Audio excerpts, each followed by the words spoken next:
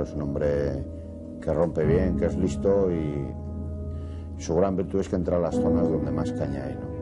Entonces eso quiere decir que también es valiente, ¿no?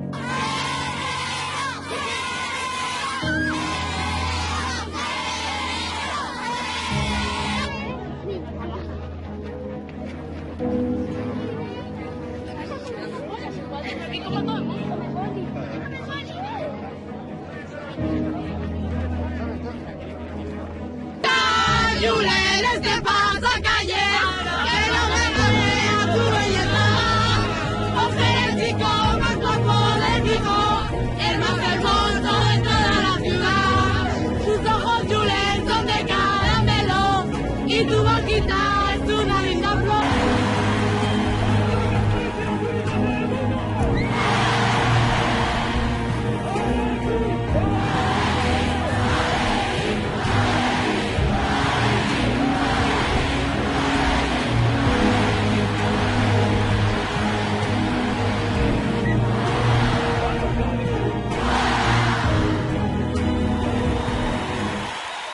Pero creo que era el momento de dejarlo, ¿no? Y por las circunstancias que sean, yo creo que le va a venir bien al Atleti y que todos vamos a salir mejor.